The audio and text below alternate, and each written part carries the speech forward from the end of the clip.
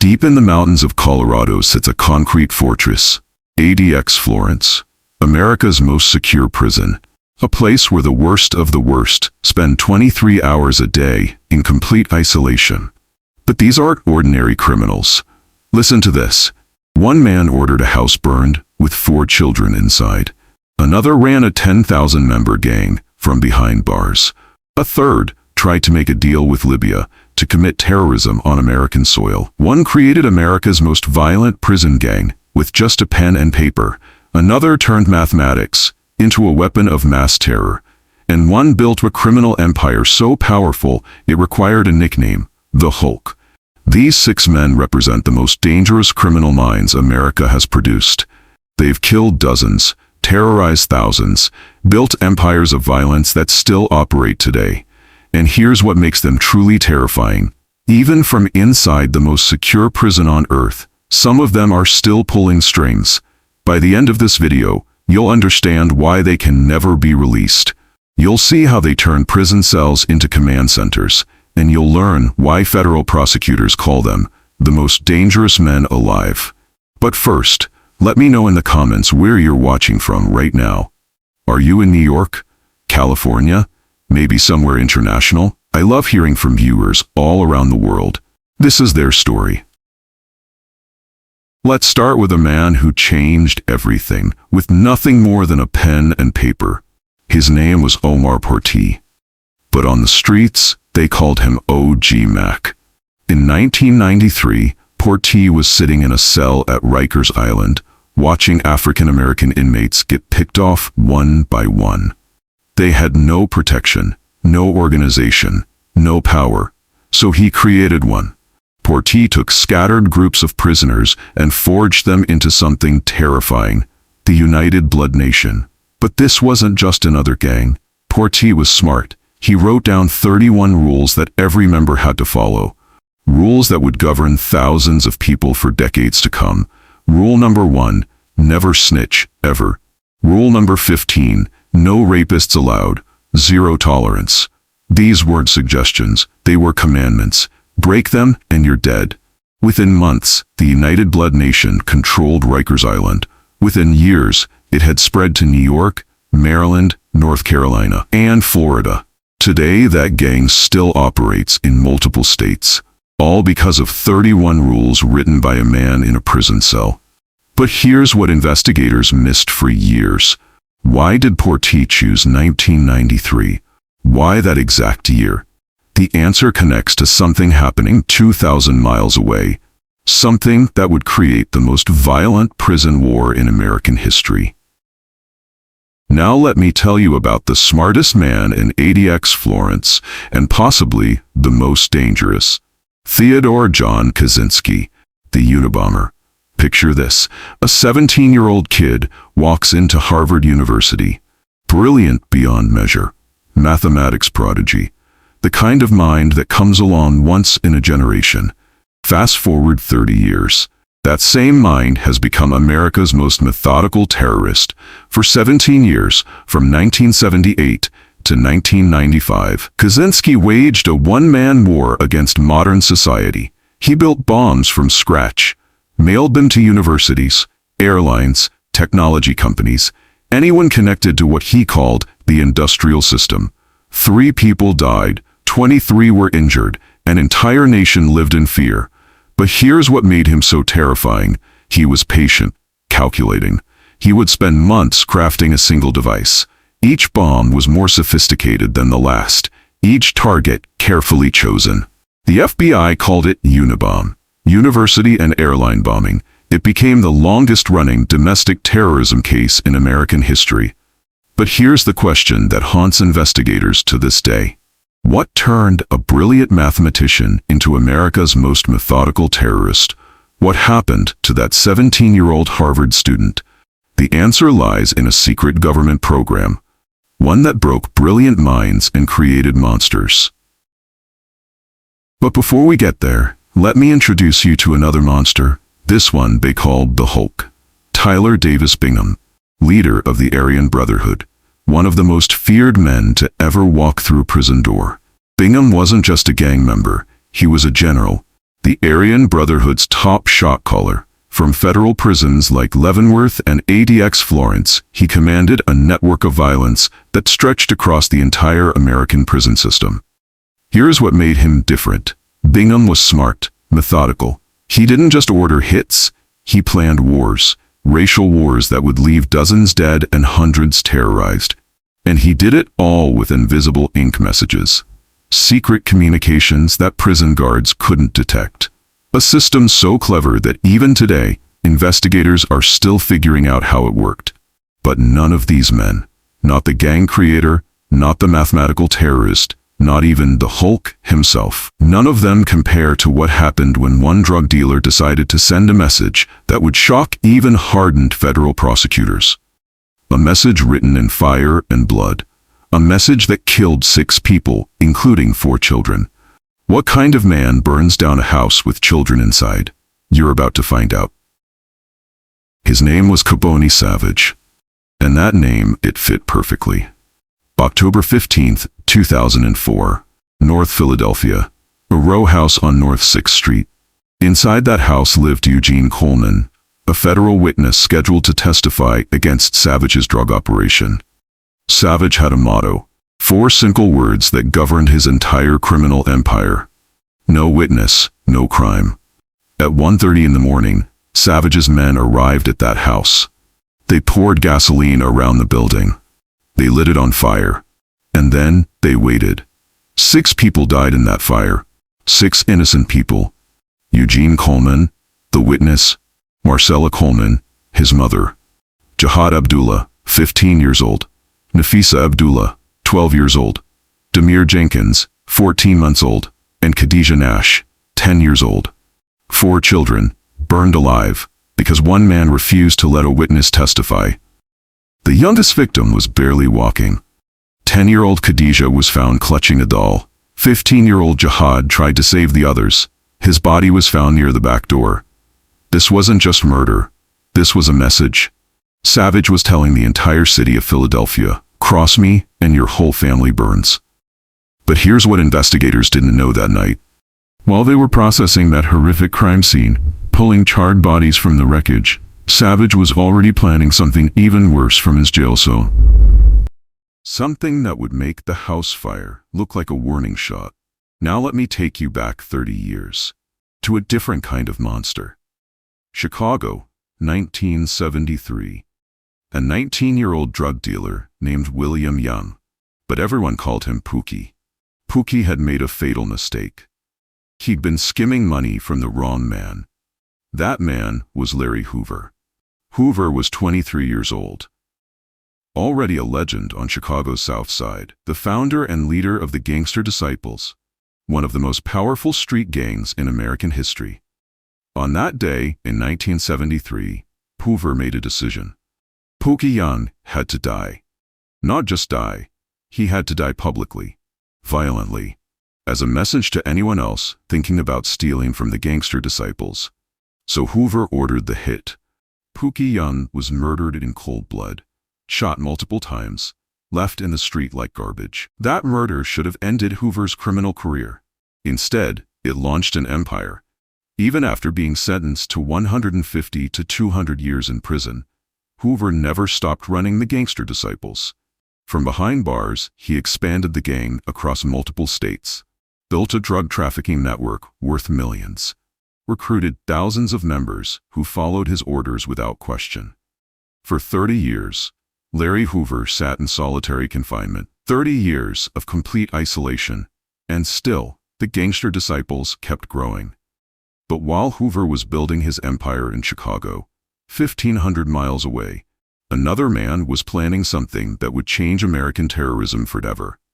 Something that would make Hoover's street gang look like children playing with toy guns. That man was Jeff Fort, and what he did next, it defied belief. Fort started small. Back in 1959, he was just a kid in juvenile detention who co-founded a gang called the Blackstone Rangers. They called him Angel because he could settle disputes between rival groups, make peace where others saw only war. But Fort was thinking bigger, much bigger. By the 1970s, he had transformed his street gang into something called the Black Pea Stone Nation. 5,000 to 10,000 members, one of the largest criminal organizations in America. They weren't just selling drugs anymore. They were getting federal funding for community programs. That's right, the United States government was actually paying Jeff Fort's gang to help communities. They had no idea what he was really planning. In the early 1980s, Fort rebranded again. This time, he called his organization El Ruknin. He gave it a religious identity, a military structure, and then he made contact with Libya. Muammar Gaddafi's government offered Fort a deal, $2.5 million, plus weapons, in exchange for one thing, domestic terrorism attacks on American soil. Fort said yes. The plan was simple. Fort's El Ruknin organization would carry out terrorist attacks inside the United States. Bombings, assassinations, whatever Libya wanted. In return, they would receive millions in funding and military-grade weapons. FBI agents monitoring the case had no idea they were about to uncover an international conspiracy that would shake the intelligence community to its core. Remember Tyler Bingham, the Hulk? The man who commanded the Aryan Brotherhood with invisible ink messages? Here's how he did it. Bingham would write letters to family members. Normal letters. The kind any prisoner might send. But hidden between the lines, invisible messages that only his followers could read. He used lemon juice, urine, even his own saliva. Write with these substances and the words disappear. But heat the paper, and the message appears like magic. Prison guards saw harmless family letters. Bingham's men sought detailed orders for murder. In 2003, those orders reached Lewisburg Federal Prison. Bingham wanted to send a message about racial hierarchy, about who really controlled the American prison system. So he started a war. Frank Joyner was first, a black inmate who was in the wrong place at the wrong time. Bingham's followers cornered him in the recreation yard, stabbed him to death in broad daylight. 2 weeks later, Abdul Salam, another black prisoner, attacked in his cell. Multiple stab wounds, left to die on the concrete floor. Then came Arva Lee Ray, murdered just like the others, not because he had done anything wrong, but because Tyler Bingham needed to prove a point. 3 men dead, dozens more terrorized, an entire prison living in fear.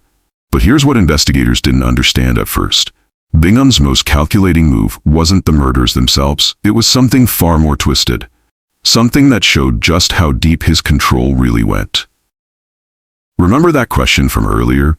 What turned a brilliant 17-year-old Harvard student into America's most methodical terrorist?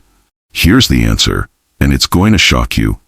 At Harvard, Ted Kaczynski wasn't just studying mathematics. He was being studied, experimented on, by his own professors. From 1959 to 1962, Kaczynski participated in psychological experiments led by Professor Henry Murray. These weren't normal studies. They were brutal, designed to break down a person's beliefs and rebuild them.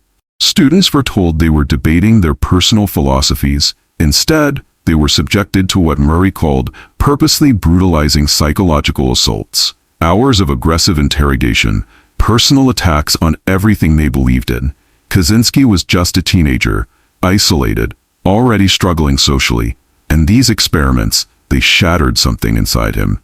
Years later, when he wrote his 35,000-word manifesto, Kaczynski described modern technology as a system designed to break down human psychology, to control people's minds, to turn them into obedient machines.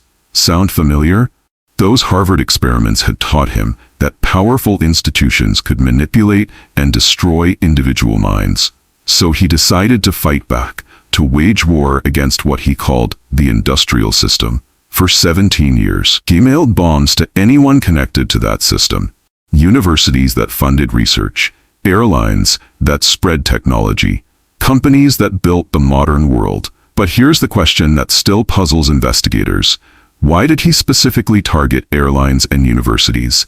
What made those two types of targets so important to his twisted mission? Now here's what makes these men truly terrifying. Even from inside the most secure prison on earth, they never stopped being dangerous. Think about it.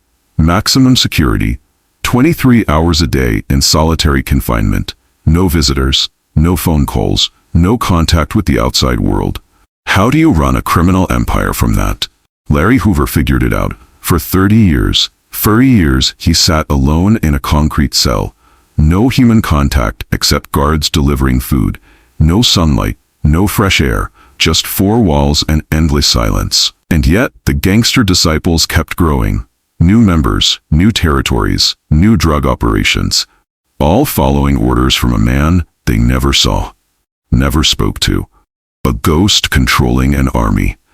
Hoover used lawyers, family visits, even prison staff. Each person became a messenger, a link in a chain that connected his cell to the streets of Chicago. But here's what changed everything. January 20th, 2025. President Donald Trump's final day in office. With hours left in his presidency, Trump signed a commutation order. Larry Hoover's federal sentences commuted. After 30 years in ADX Florence, Hoover was transferred back to Illinois State Prison. The man who built America's most powerful street gang suddenly had hope for freedom. But there's one man whose influence grew stronger after his death sentence. One man who became more dangerous on death row than he ever was on the streets. Remember him? The man who burned down that house with 4 children inside. In 2013, he became the first person sentenced to death by a federal court in Philadelphia in over 20 years. Most criminals would see death row as the end. Savage saw it as a promotion. From his cell in ADX Florence, sitting under a death sentence, Savage kept running his drug operation. He had nothing left to lose. No hope of freedom. No fear of additional punishment. Death was already coming. So why not cause more damage on the way out? That's when he ordered the murder of Tibbius Flowers. Tib Flowers was scheduled to testify against Savage. Another witness who could put more pieces together. More evidence of Savage's crimes. So Savage reached out from death row, through family members, through associates, through a network that should have been impossible to maintain. On July 22, 2014, Tibbius Flowers was gunned down in North Philadelphia, shot multiple times, left dead in the street. A murder ordered by a man sitting on death row, a man who was supposed to be completely cut off from the outside world. Remember that question from earlier? What was the worst thing Savage was planning while investigators processed the house fire scene? This was worse. Not just killing witnesses, but proving that even a death sentence couldn't stop him, that he could reach out from the most secure prison in America and still take lives. But in late 2024, President Joe Biden changed everything. He commuted Savage's death sentence to life imprisonment without parole. Kaboni Savage will never be executed. He'll spend the rest of his life in ADX Florence. Still dangerous, still connected, still proving that some men can't be contained, only buried alive. So what exactly is ADX Florence? How do you contain men like this? The facility opened in 1994, built specifically for criminals who were too dangerous for any other prison. The federal government called it a clean version of hell. Each cell is 7 by 12 feet. Concrete walls, a concrete bed, a concrete desk, a small slot for food. One window, 4 inches wide, just enough to see a sliver of sky. Now let me connect the pieces for you. All those mysteries we planted earlier, here are your answers. First, why did OG Mack choose 1993 to create the United Blood Nation? Because that's when the gang wars reached their peak. All across America, prison populations were exploding. The crack epidemic had filled every jail and prison with violent offenders. Racial tensions were at an all-time high. Mack wasn't just creating a gang, he was creating a response. A way for African American prisoners to survive in a system that was tearing itself apart. He chose 1993 because that's when survival required organization. Second, Tyler Bingham's most calculating move. It wasn't the murders at Lewisburg, it was what came after. Bingham turned those killings into recruitment tools. Every act of violence became a test. a way to identify the most ruthless members of his organization. He wasn't just eliminating enemies, he was building an army of killers. Each murder created 2 new soldiers willing to die for the Aryan Brotherhood. And finally, Kaczynski's targeting pattern. Why airlines and universities? Airlines represented the spread of technology. They carried people and ideas across the world at unprecedented speed. Universities represented the creation of new technology. They were the laboratories where the industrial system was being built. In Kaczynski's twisted mind, he wasn't just attacking individual targets. He was attacking the entire network that connected modern society. Cut the airlines and you slow the spread of technology. Terrorize the universities and you slow its creation. 3 different men, 3 different methods, but the same underlying truth. They all understood something that most criminals don't.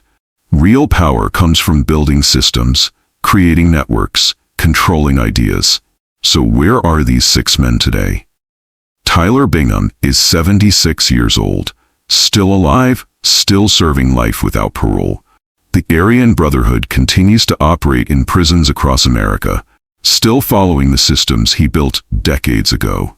Larry Hoover is 75. After Trump's commutation, he was transferred back to Illinois State Prison. He's still serving his original sentence for the Pookie Young murder. 150 to 200 years. But now there's hope. Lawyers are fighting for his release. The Gangster Disciples remain one of Chicago's most powerful gangs. Ted Kaczynski was 81 when he died in June 2023, found dead in his ADX Florence cell. Natural causes. They said, his manifesto is still read by anti-technology extremists around the world. Kaboni Savage is 49 years old. After Biden's commutation, he's serving life without parole instead of facing execution. His drug organization in Philadelphia was dismantled, but the fear he created still haunts the city. OG Mack, Omar Porti, is 55, still serving his 50-year sentence, still locked in ADX Florence. The United Blood Nation he created has spread to over a dozen states. Thousands of members still follow the 31 rules he wrote at Rikers Island. Jeff Fort is 77, serving 168 years. Still alive, still dangerous. The L. Ruckman organization is gone, but his methods of combining religion, politics, and violence have been copied by other groups. These men built empires that outlasted their freedom. Criminal organizations that continue operating decades after their founders were locked away. That's their true legacy, not the individual crimes, but the systems of violence they created. So where are these organizations today? The answer might disturb you more than their origins. The Looters Part Piru female faction remains active in Compton. Sylvia Rambo Nunn's legacy continues through new generations of female warriors who've learned from her example. But here's what law enforcement won't tell you. They've gotten smarter, more organized, more dangerous. These women now recruit from high schools. They target young girls who show leadership potential. Girls who are smart enough to avoid the mistakes that landed their predecessors in prison. They're building a pipeline of educated, disciplined female gang members who understand technology, social media, and modern criminal enterprise. Law enforcement considers them one of the most dangerous gangs in California, not because of their body count, but because of their evolution. They've learned to operate in the shadows. They've learned to avoid the spotlight that destroyed earlier generations. The Lady Pirates have expanded across the country in ways that would shock you. From their origins in south-central Los Angeles, they now operate in over a dozen states. But they're not just spreading, they're franchising. New Lady Pirate chapters pay tribute to the original Los Angeles leadership. They follow standardized operating procedures. They use encrypted communications. They coordinate operations across state lines like a legitimate corporation. Their criminal enterprises generate millions in revenue annually. But that money doesn't sit in bank accounts. It gets reinvested into weapons, into technology, into corrupt officials, into legitimate businesses that serve as fronts for their operations. These women own hair salons, restaurants, and clothing stores. They run these businesses during the day and coordinate drug operations at night. They've become pillars of their communities while simultaneously destroying those same communities from within. Michelle Hell Hebron is still serving her 30-year sentence in Baltimore. But here's what prison officials don't want you to know. She's still running operations from behind bars. The Treetop Pyru female members continue her work, but they're taking orders from a woman in a maximum security prison. She communicates through coded letters, through family visits, through corrupt guards who smuggle messages in and out. Michelle has turned her prison cell into a command center.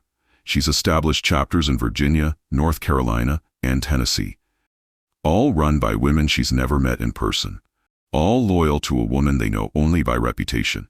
And when Michelle gets out in 15 years, she'll inherit a criminal empire that spans the entire East Coast. The 18th Street female faction has gone international in ways that law enforcement is still trying to understand. Their operations now span 3 countries and involve thousands of women in criminal activities ranging from human trafficking to drug distribution. But they've also gone digital. These women use social media to recruit. They use dating apps to identify targets. They use encrypted messaging to coordinate operations. They've taken a street gang and turned it into a transnational criminal organization. They smuggle drugs from Mexico to Los Angeles. They traffic women from Central America to American cities. They move money through cryptocurrency exchanges. They've adapted to the modern world in ways that traditional law enforcement hasn't. Female Crip factions continue to break away from traditional male leadership. New Bonnies emerge regularly, each one building on the tactical innovations of their predecessors. But these new leaders are different. They have college degrees. They understand business. They study law enforcement tactics. They're not just gang members, they're criminal entrepreneurs. They don't fight over street corners anymore. They fight over markets. They don't settle disputes with shootouts. They settle them with economic warfare. They've turned gang conflict into a sophisticated game of chess, where violence is just one piece on the board. Law enforcement faces challenges they never anticipated. These organizations don't follow traditional gang patterns. They don't have the same weaknesses. They don't respond to the same pressure tactics that worked on previous generations. FBI gang task forces have had to completely restructure their approach. They've had to recruit female agents who can infiltrate these organizations. They've had to study different psychological profiles. They've had to learn investigation techniques developed for organized crime and terrorism.